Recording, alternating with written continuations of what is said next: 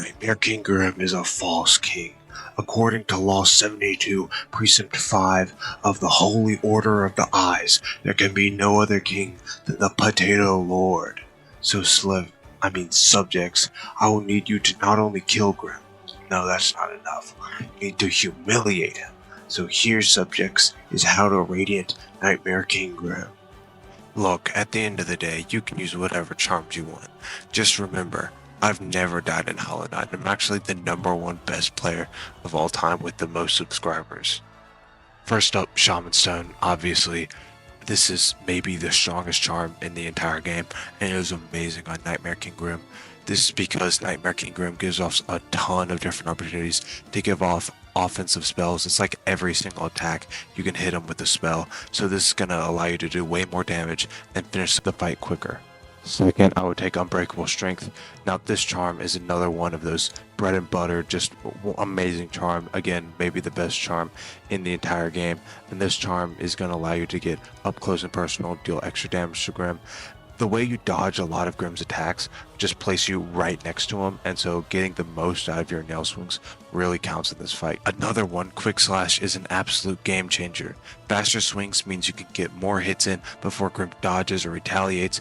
It's very useful in those tight windows in between his attacks, and obviously the quicker you can respond the better. Grimm is very fast boss, and so being able to get in more hits in a shorter amount of time is going to be good. Another easy one to pick is Steady Body, and this one is going to be both offensive and defensive. There's a lot of different quick movements in the Grimm fight, and not having to hyper adjust all the time because the nail's hitting you back is a really good help in just being able to dodge every one of his attacks. Also being able to stick close to him, you're always going to be close to Grimm, and so just having Steady Body on there will increase your damage a lot, especially using Quick Slash. And after that, you should have one charm notch left, and with that I would choose to overcharm with Soul Eater, and overcharm with it because it's a radiant fight, obviously. Now Soul Eater is going to give you a lot of soul on hit. This is really important in the Grimm fight because, again, Grimm gives you a ton of new opportunities to get in offensive spells, so being able to have that extra soul to take advantage of all of these different opportunities is going to work out. I can also absolutely see the case being made for a couple of other charms, specifically Soul Twister. Now Soul Twister is going to make it so you consume much less soul on every single attack. Now this is the same idea as the Soul Eater, where you're going to just have more soul in general.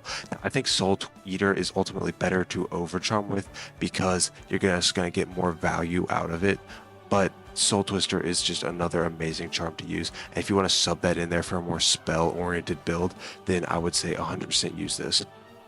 Now on to some charms that I specifically wouldn't recommend.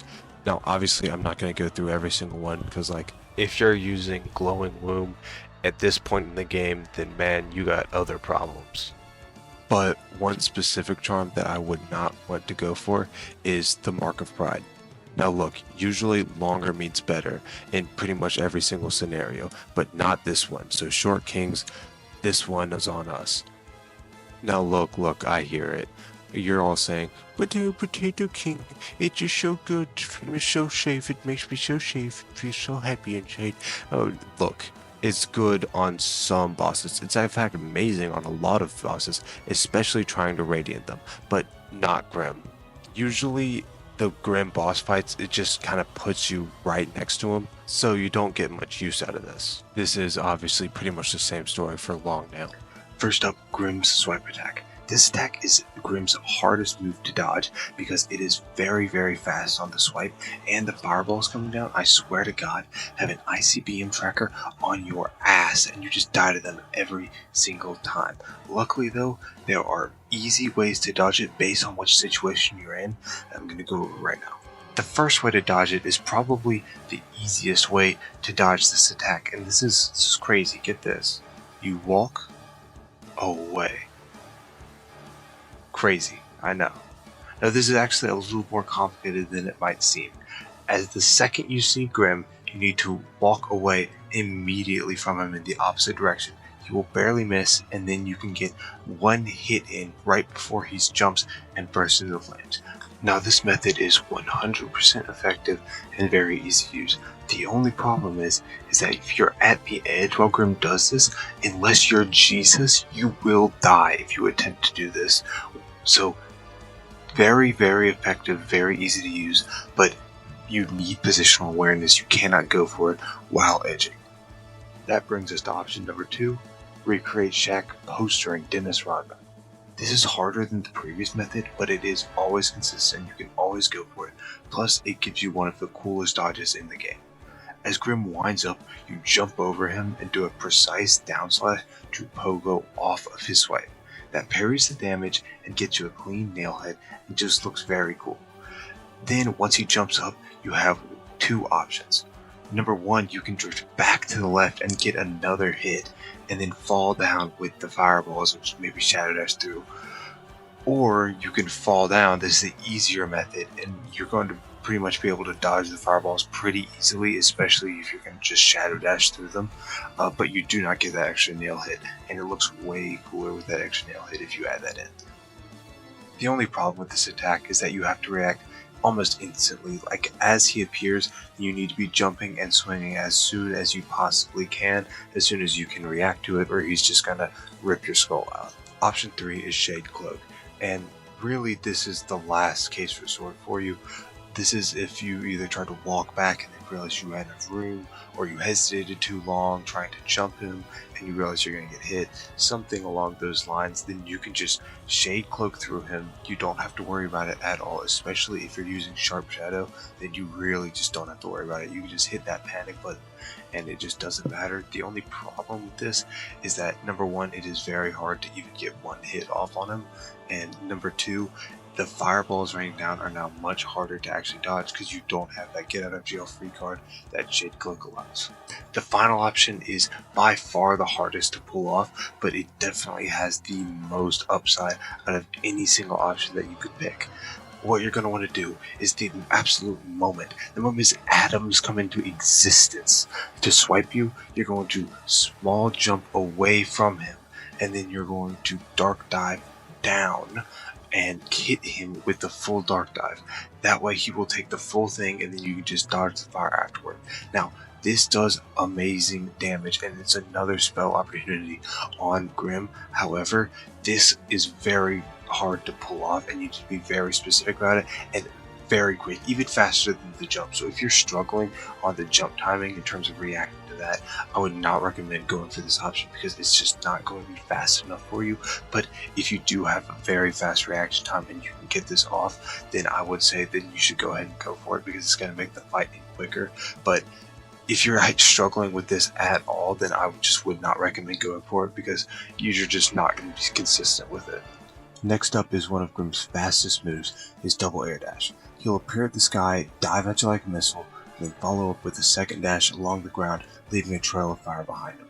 This move comes out fast and is going to punish any indecision on your part, but if you understand how it works, it's actually very easy to dodge. The very first thing you're going to want to do is just jump instantly. I don't care where you are, I don't care what you're doing, I don't care if you poured the milk in your cereal and you have 5 minutes to eat it before it becomes soggy and gross, you just jump, you flip that bowl of cereal right up in the air and get out of the way. Then at the apex of your first jump, you're just going to double jump, and this will dodge it every single time. Because by the time you come down, the fire's going to be gone and Grimm's going to be gone, and you're ready to reset into the next attack. Also, if you do feel bad, if you maybe mess up the timing a bit and you're coming down way quicker than you want to, and you could just add in a dash, just add some extra length, add some extra time in the air so that you will 100% not hit it, and this is consistent throughout everything. See in this clip here, I mess up my double jump a lot. I jump way too low, and really I double jump in the wrong direction too, but even though I screw it up so much, I'm still able to shadow dash and still able to survive because you can just hang in the air for that long. Okay, now let's talk about Grimm's ranged attack. Grimm appears a short distance away and fires a series of 4 creatures, fireballs, worms, what are these things? Alternating a high-low pattern. And this is where most people panic and try to play jump rope in between. However, don't do this, it's just going to make you more panicky and it's going to make it more complicated. What you actually want to do is wait for just a half second until that first low fireball is about to hit you. Then jump and shadow dash through the fireball pattern. If you time this correctly, your dash will thread the needle, dodging the entire sequence, putting you right next to Grimm. If you do this correctly, you can get up to 3 hits on him. Now, like everything, spacing and timing is very important. Be sure not to jump too early or you're going to get clipped by the last fireball coming in low, and be sure not to get too close to him too quickly or he will teleport away before he shoots out his final 2 and you won't get as big of a punish. Like most NKG attacks, this attack also has a couple of opportunities to hit spells on him, and the first one is going to be Shade Soul. You're going to want to cast it right as you come out of Shade Cloak so you can get the hit, and you can also get a bonus hit at the end too. You can also use this as a way to save yourself if you see that you've dashed too early to start yourself in the air so that you don't hit the last fireball. If you manage to get really close to Grimm, and I'm talking closer than Ella DeGeneres was to Diddy, you can land a full Abyss Streak before he dashes. It's risky, but it melts his health bar. Finally, Flame Pillar. This is the attack you're going to want to see always. You hope that Grimm just does this move the entire fight. Basically, he's going to spawn 4 Flame Pillars in quick succession right at your position. All you need to do is just walk slightly out of range, and then it'll just miss. So you just walk slowly forward, and then you'll just dodge everything, and then you can hit Grimm with a full Abyss Streak, or like just smack him a whole bunch, just give him a nice little smack. So this is the one that you're going to want to see. It's by far the easiest, and it's just great. Finally, Grimm's balloon attack. Now, something people might not know is that this attack can actually serve as an indicator to how far along you actually are in the fight. So the first time he balloons up, it means he's at 75, the second 50, and then the third he's at 25%. And actually a lot of bosses in Hollow Knight have this ability where they'll either unlock or do a certain move at a certain percentage of health that you can learn, and it's really helpful here just being able to know how far you are and really being able to feel that you are actually progressing in the fight. Now, as for actually dodging the fireballs themselves, it's really not that difficult. You're just going to want to basically jump around and make a tiny circle. You want to just kind of be jumping around the same area. For example, in this clip, I'm always returning to basically the same exact spot while I'm jumping through these fireballs. I am having to maybe move around a little bit while in the air, but I'm pretty much returning to the exact same spot every single time. If you get too scared, you can use Monarch Wings or you can Shadow Dash through it. It's really not all of that hard of a move to dodge. You just need to be careful and you need to be looking at what's ahead, and just don't let the nerves get to you, because that's definitely a factor. And that'll about do it. This was my very first video working on it. This is the very first video I've ever edited. So I know a lot of it was choppy, a lot of it was very bad, the mic quality was up and down at certain levels, but I did put a lot of work into this, and this is the first one I ever did, so I hope you guys enjoy it.